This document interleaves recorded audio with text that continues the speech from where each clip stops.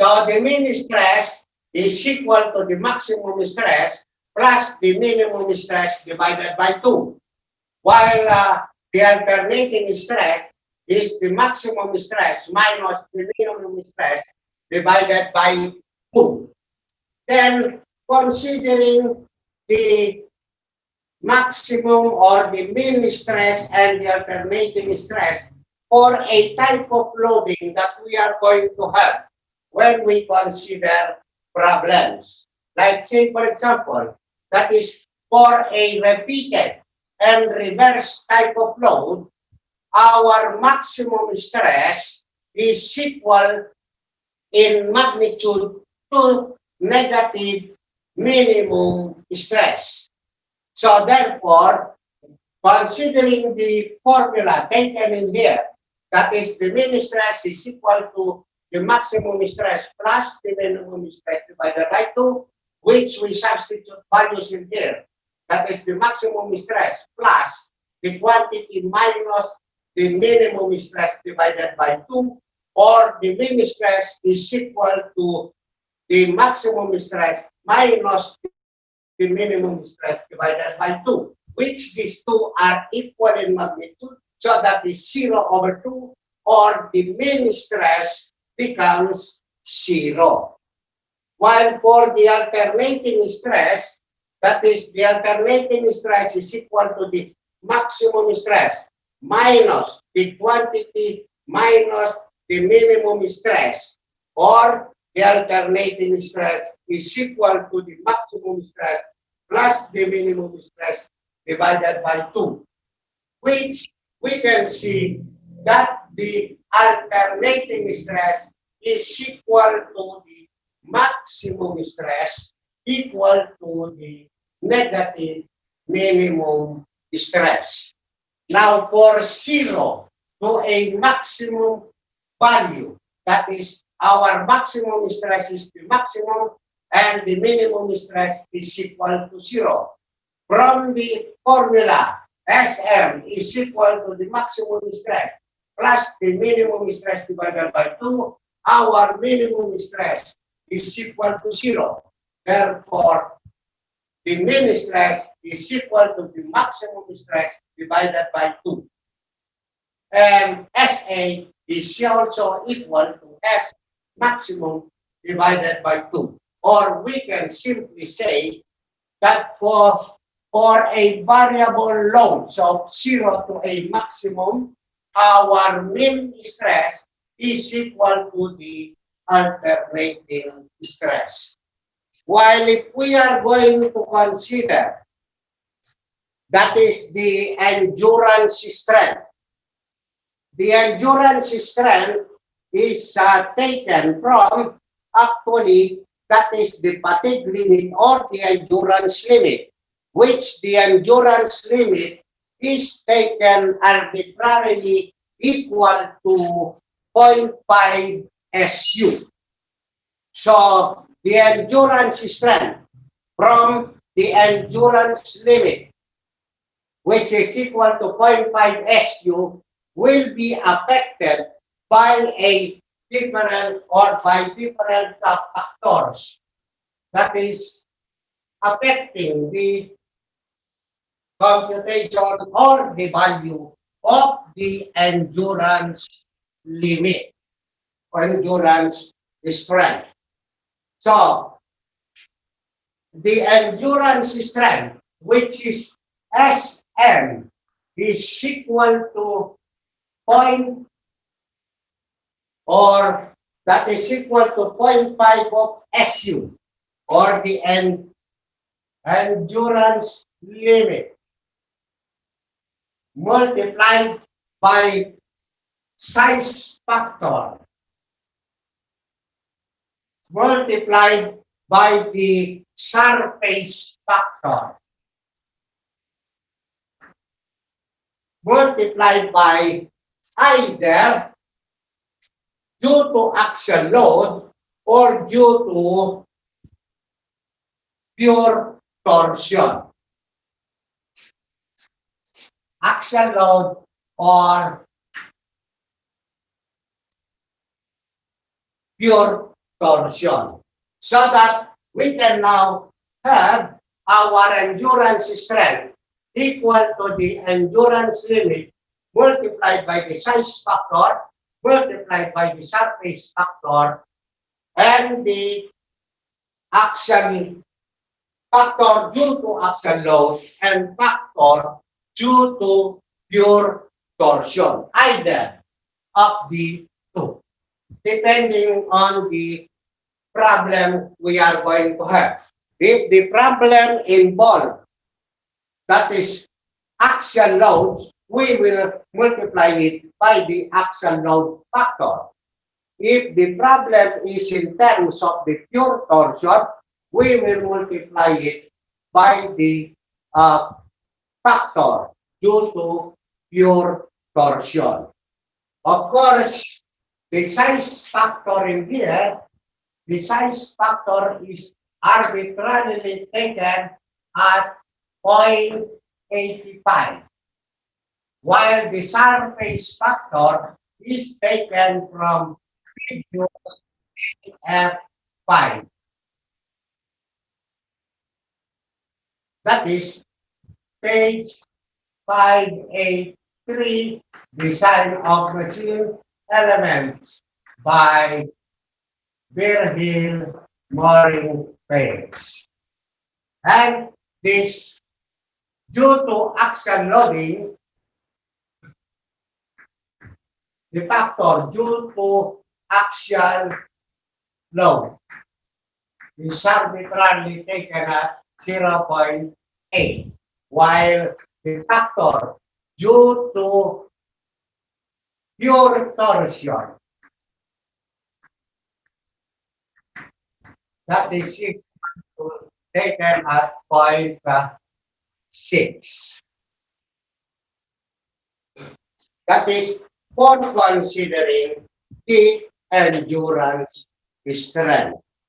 So, our endurance strength now can simply be taken, that is equal to 0.5 multiplied by the size factor multiplied by the surface factor multiplied by axial loads or pure torsion factor multiplied by SU. That can simply be taken for the endurance strength.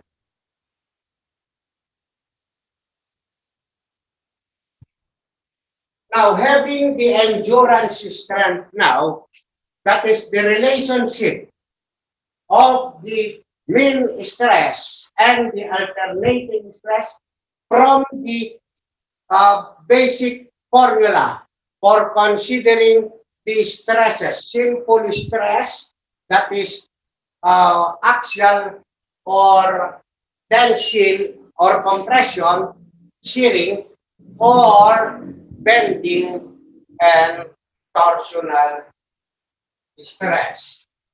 So that we can have a relationship considering the mean stress or in terms of the maximum stress or simple stress that will be taken from S maximum over A, or S minimum is equal to F minimum divided by A.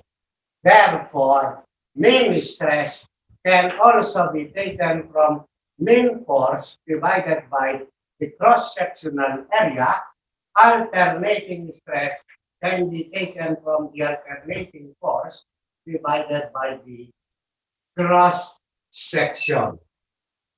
The same thing if we are going to consider, that is for flexural stress, which of course maximum stress can be taken from the general form of the equation LC over I, or maximum moment multiplied by C all over I, or the minimum stress is equal to the minimum moment multiplied by C all over I.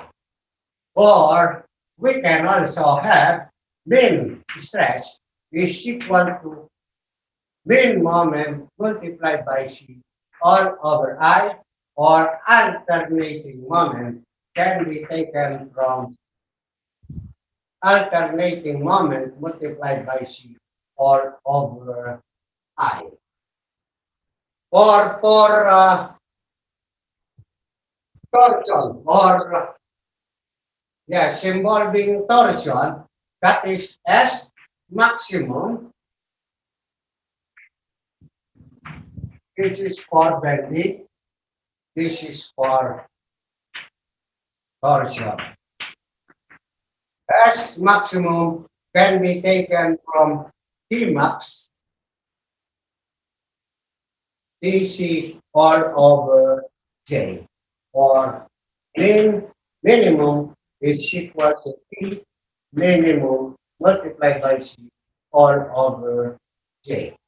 Or we can have S mean is equal to T mean multiplied by C over J.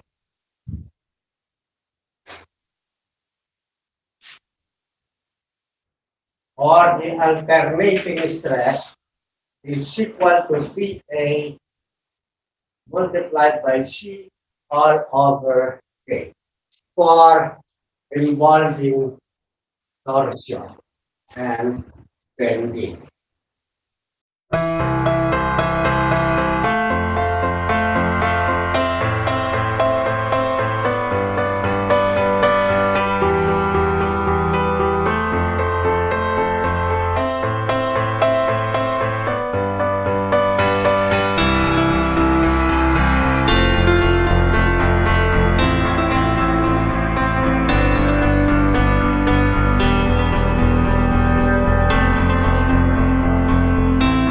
So we apply now the formulas or the equations that we have taken before.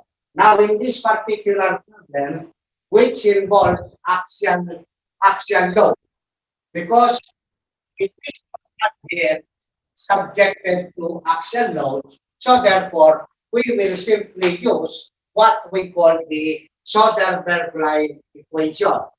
As stated, the maximum rate of air in a 20 inches cylinder for a double acting air compressor is 125 PSIG. What should be the diameter of the piston rod if it is made of AISI 3140 OQT 1000 degrees Fahrenheit? And if there are no stress ratios and no column action, let N is equal to 1.5 indefinite life desired. So we have a simple diagram involving the piston cylinder arrangement. So we have here the cylinder, and we have here the piston rod, and this is the piston itself. So we are asked to find for the diameter of the piston rod. Now we are given in here the pressure inside the cylinder at 125 PSIG, or that is pounds per inch squared gauge. Now the diameter of the cylinder is 20 inches. Our material is AISI 3140 OQT 1000 degrees Fahrenheit, for a factor of safety of N is equal to 1.75. So the first step we are going to have for the solution is we first take the property of the material, which is taken from figure AF5, page 583. of the design of machine elements by Virgil Morin-Pez, which for AISI 3140 OQT, 1000 degrees Fahrenheit, we have taken the ultimate strength at 153 KSI and the yield strength at 134 KSI. So considering the endurance limit now will be equal to 0.5 of SU or 0.5 by 153 KSI will give us 76.5 KSI. Loading with sense factor, find for the endurance strength, that will be equal to 0.8 multiplied by 0.85 by 76.5, which will give us 52 KSI. Using the Soderberg-Klein equation, which is 1 over N or 1 over Fs is equal to the mean stress over the yield strength plus the alternating stress over the endurance strength. For a double acting air compressor, meaning to say the maximum force will be equal to the minimum force, negative minimum force for the piston rod. So we can take the maximum force by considering the pressure inside the cylinder multiplied by the area of the piston, which will be equal to 125 PSI multiplied by the quantity pi d cube pi d square all over 4, or which will be equal to 39,270 pounds or 39.27 kips. Now, we can say the maximum force is equal to the minimum force, which will now be equal to negative 39.27 kips. Now, for a repeated and reverse law, where the maximum value is equal in magnitude with the minimum value, the mean stress will be equal to 0. So we can take the alternating stress equal to the alternating force divided by the area, cross-sectional area resisting the force. So our alternating force will be equal to Fa over pi d square over 4. Or substituting values, we will have 4 by 39.2 kips divided by pi d squared. Or our alternating stress is 50 over d squared. Substituting from the Soderberg-Klein equation, where Sm is 0 over the Sy, so that this whole thing will be equal to 0 plus 50 over d squared all over 52 KSI. Our endurance strength is 52 KSI. Substituting all values, we will have D will be equal to the square root of 50 times 1.75 all over 52. That is in terms of the KSI. So the remaining unit will be in terms of the inches, which D now is equal to 1.2972 inches. Putting it on its preferred size, that is within the range of 7 over 8 to 3, so that the denominator of the fraction that we can have is over 16. So that the the lower value is 1.25. Higher value is 1 and 5/16. Checking it from the preferred sizes, it is more than 4 to 5%, so we cannot use the lower value. We use the higher value, which therefore D now will be equal to 1 and 5/16 of an.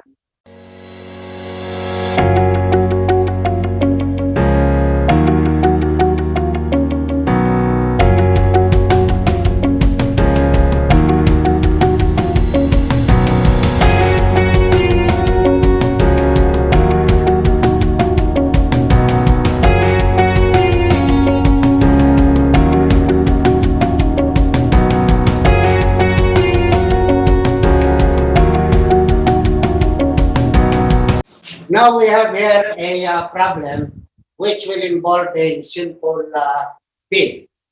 As stated, the simple bin shown 30 inches long, A plus L plus D, is made of AISI C1022 steel as rolled, left as forged.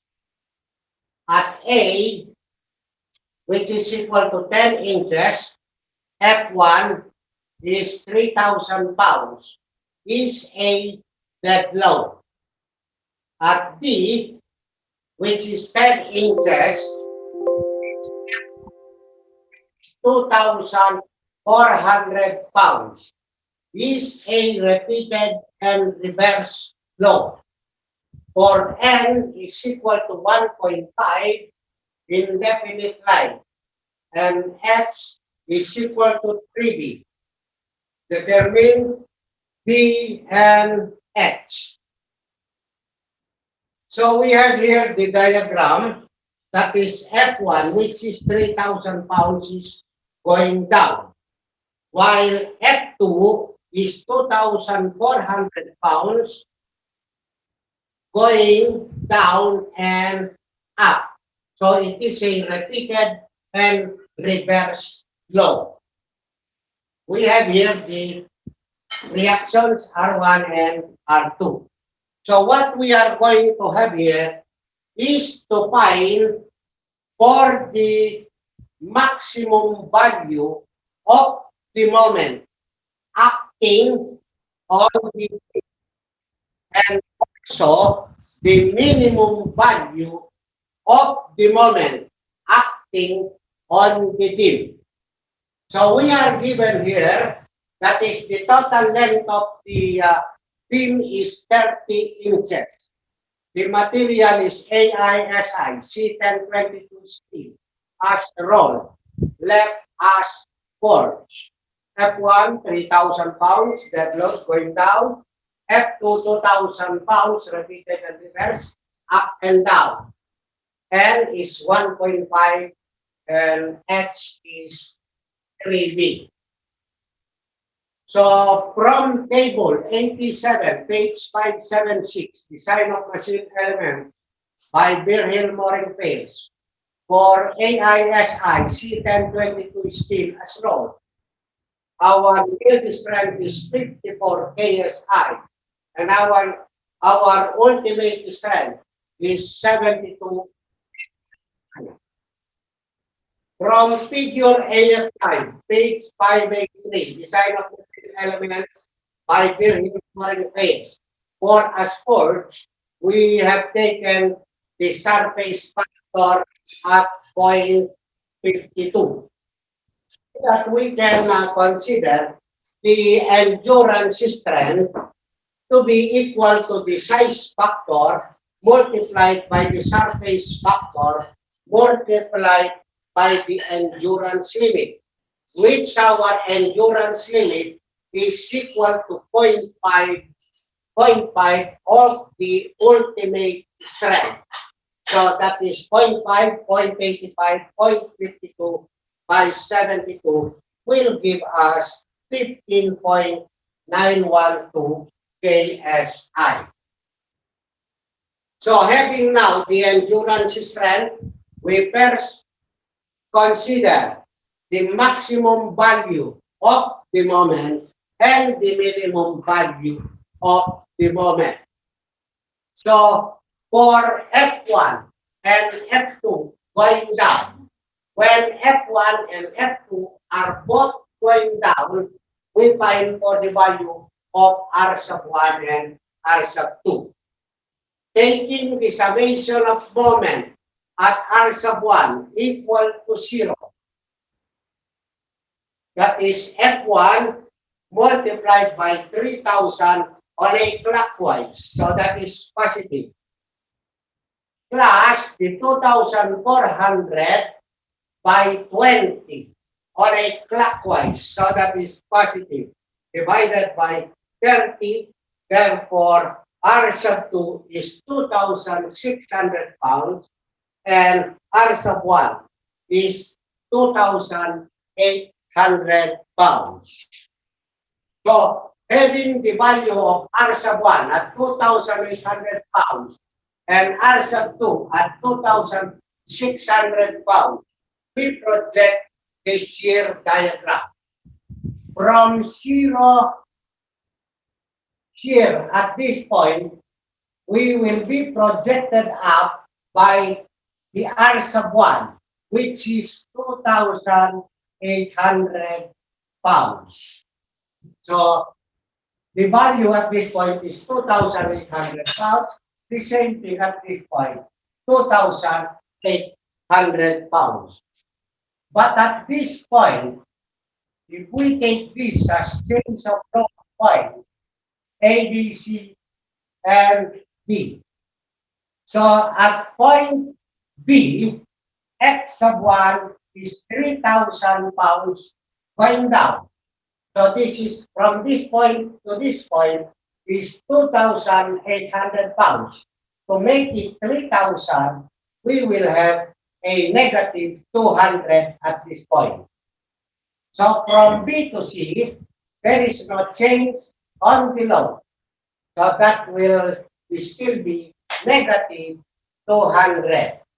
We will be brought down by 2,400. So 2,400, making it to 2,600. From this point, no change of loads in here, so that is still negative 2,600, which we will be brought up by R sub 2, making it 0 at 0 shear at point D. Now, having this as A sub 1 and this as A sub 2, this as A sub 3, that is the area of the shear will be equal to the value of the moment at that point. So, to find for the value of the moment at B, the moment at B now will simply be equal to A1. Moment at B is equal to A sub 1. And the moment at C is equal to A sub 1 minus A sub 2. Since A sub 2 is below the reference line on the shear diagram. And moment at D will be equal to A1 minus A2 minus A3, which moment at D will be equal to 0. Now this will be equal to, that is, moment at D is equal to A sub 1. A sub 1 is equal to 2,800 pounds multiplied by 10, or that is 28,000 inch pounds. And moment at C is equal to 28,000 inch pounds minus, that is 200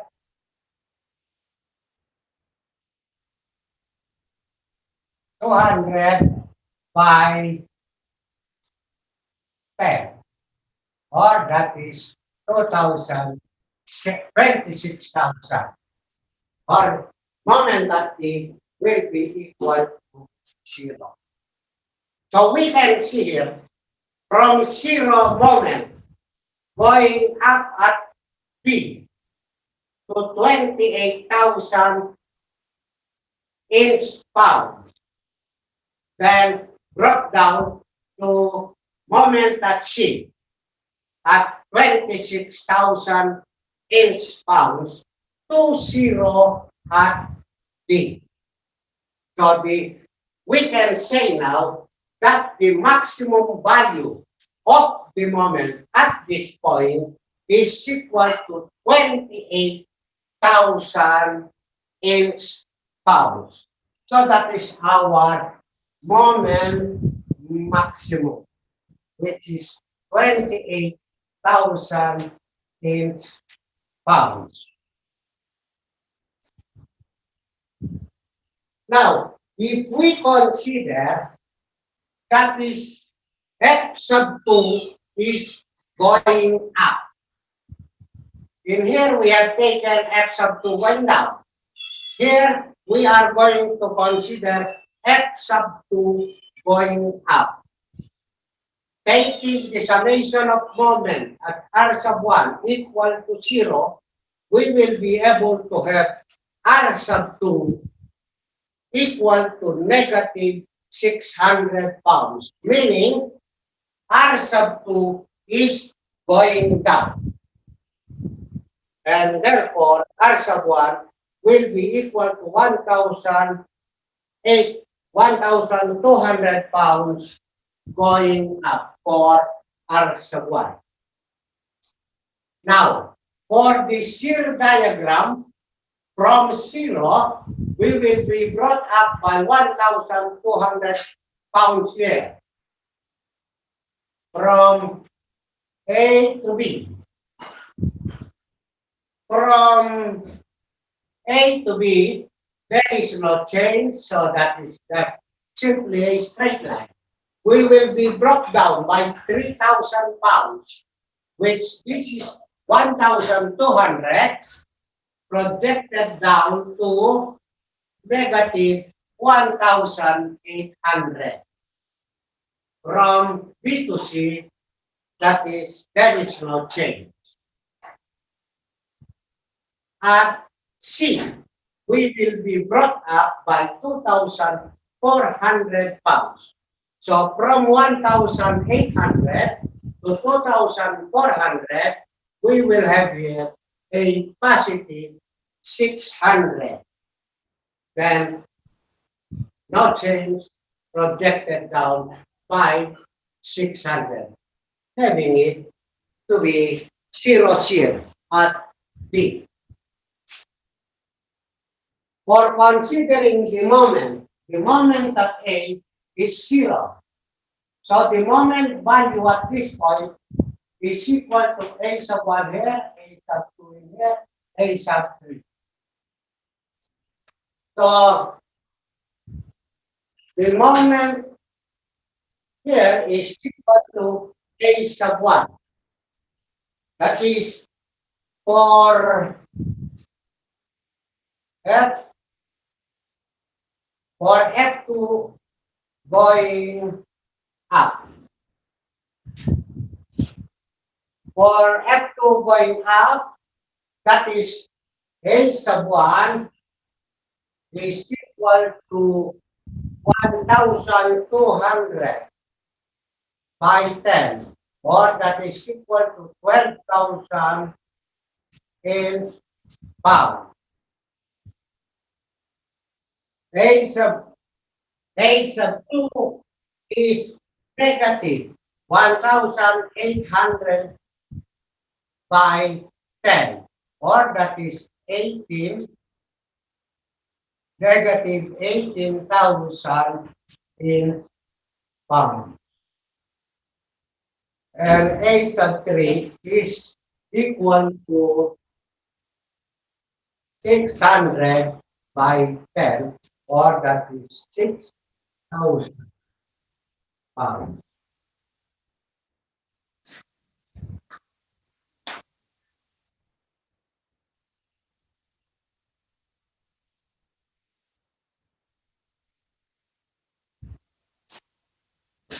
So we project the moment diagram from 0 in here to a 10,000 pounds.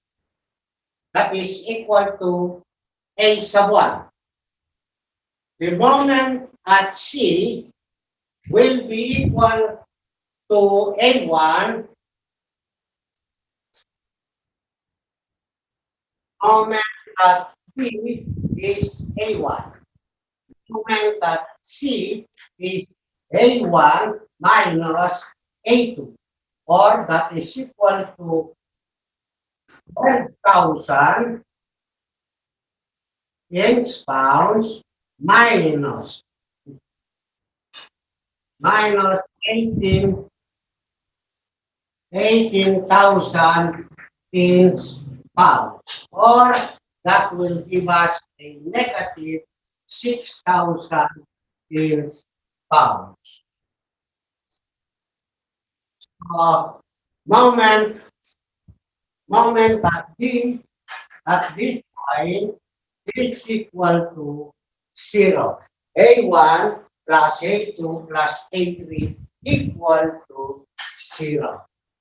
So we have here the moment when F2 is going up, we will have a negative value of the moment at negative 6,000. So having that negative 6,000 inch pounds, when F sub 2 is going up, we can now say that the minimum moment minimum is negative 6,000 inch pounds. So we have here the maximum moment, and we have here the minimum moment. Having the maximum and the minimum moment, we can now take the min moment and the alternating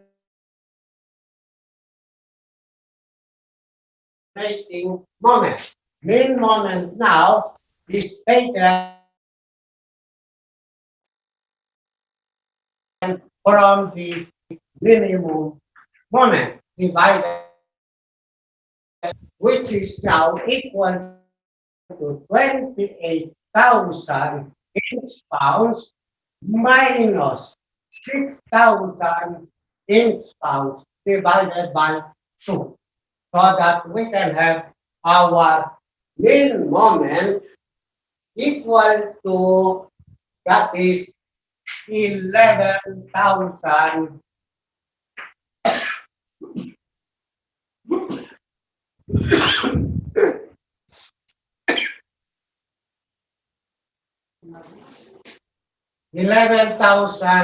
inch pounds for the min moment. For the alternating moment, that is maximum moment minus minimum moment divided by 2, or that is 28,000 inch pounds plus 6,000 divided by 2, or our alternating moment will be equal to, that is 70,000 in pounds. So that is our alternating moment.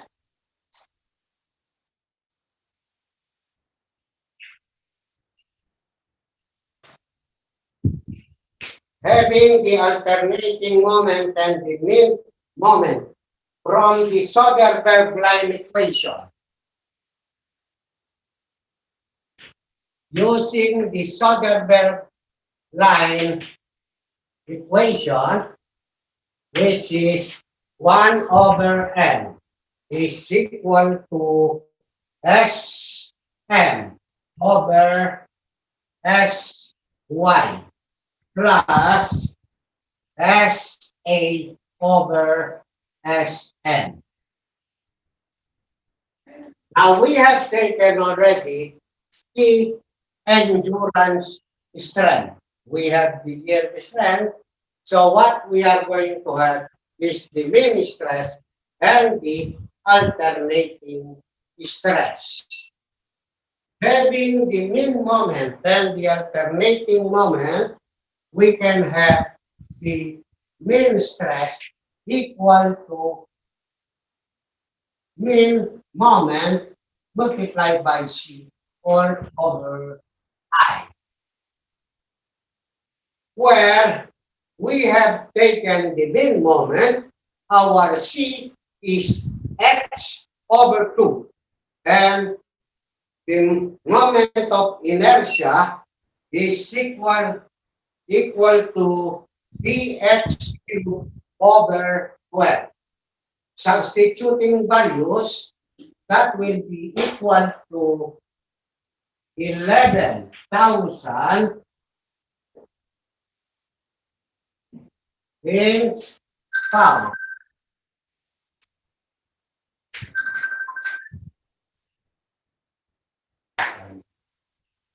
Multiplied by X over 2. We have a condition that X is equal to 3B. Therefore, that will be equal to 3B all over 2. All over, that is Bx cubed over 12. Bx cubed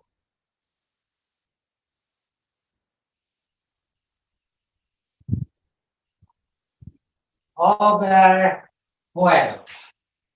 So we have taken the value of the maximum moment at 28,000 inch-pounds and the minimum moment at negative 6,000 pounds. So having the minimum moment and the maximum moment, we can now take the mean moment.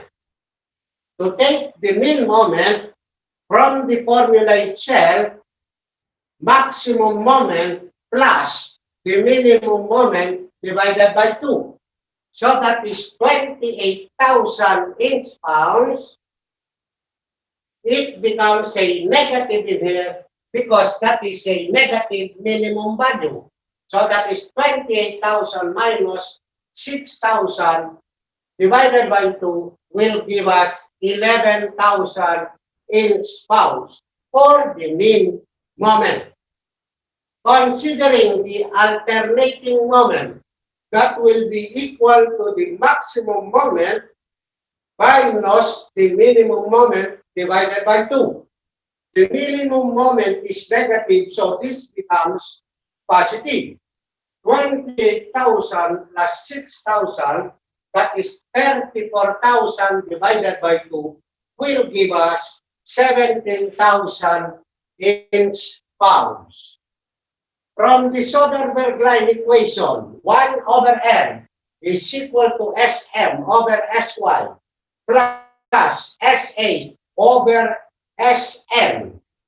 Our mean stress is mean moment multiplied by C all over I. Substituting our values, we will have 11,000 by 1.5 all over 2.25 B cubed. While for the alternating stress, that becomes 17,000 by 1.5 all over 2.25 B cubed. Substituting all values, 1 over 1.5 equal to 11,000 by 1.5 over 2.25 B cubed all over 54,000 plus 17,000 by 1.5 all over 2.25 B cubed all over 15,912. For reducing all fractions in here, we will be able to have 1 over 1.5 equal to 1 over 2.25 B cubed multiplied by this quantity, a total of 1.986.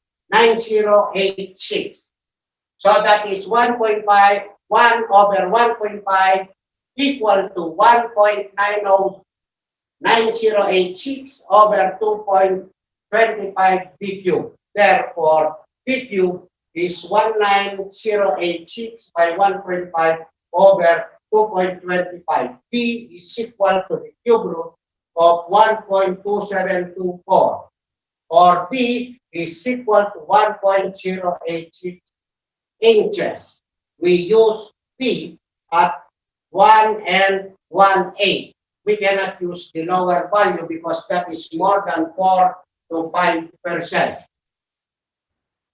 Therefore, X is equal to 3B or X is equal to 3.2508 upon 8.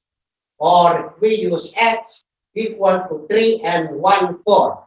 Lower value is 3.25, which the percentage difference is less than 4 to 5%. Therefore, we can use the lower value at X is equal to 3 and 1/4.